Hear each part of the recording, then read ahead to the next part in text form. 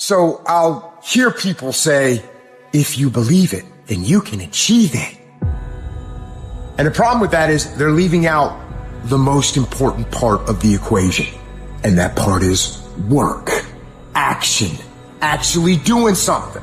That's what you have to do to achieve anything. Yeah, you gotta believe it, but you better get the work done.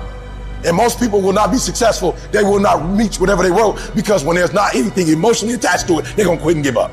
Most people were closer than they ever thought they were to finishing that big thing, but they never finished it because they didn't feel like finishing it. Or they were doing it and it was pain. And most people quit in the pain because the pain hurts so bad that they don't know if they want to keep going to get to go. Because you're gonna wake up most days and not feel like it. You're gonna wake up most days and not be pumped up.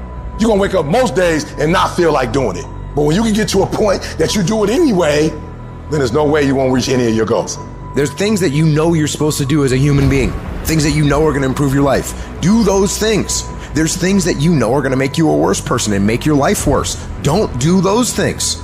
Get up early, do some kind of workout, eat good foods, clean your room, make a list of things that you're supposed to do in your life, and then wake up in the morning and do those things. And no, it is not easy, but you're not going to get it from anyone else but you. You think things are going to just go your way? Well, they're not going to just go your way. You got to make them go your way. You think things are going to just happen for you? Well, they're not just going to happen for you. You got to make them happen. If you wrote that this is the class that you were signed up for, then be at every single class. Make up in your mind, I will not miss one class.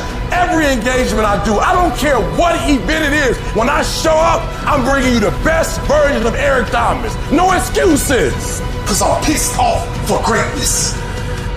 Because if you ain't pissed off for greatness, that means you're okay with being mediocre. Nobody owes you shit. If you want something, go out there and get it. Go out there and fucking take it. That's all there is to it. The standard is the standard. We don't lower it. We compete, we fight, we scrap, we live to fight another day. We don't retreat against nobody. That ain't talent. That's essence. That's core. That's who I am as a person. That's how I get down. That's how I'm coming. That's what that is. And every time you get ready to stop, every time you get ready to quit, that's you as a man. But when you press forward, in the midst of the opposition, in the midst of the adversity, you're building a mentality that's going to sustain you 20, 30, 40, 50 years from now.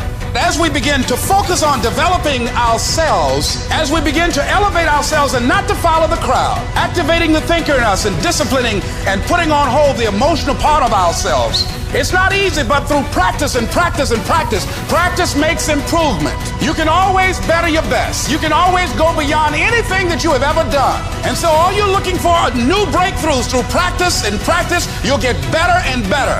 Because you want some different kind of results in your life, you've got to be willing to be unreasonable.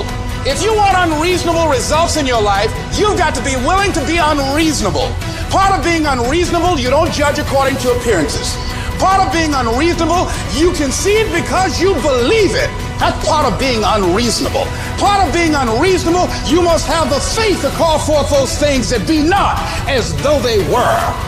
That's part of being unreasonable.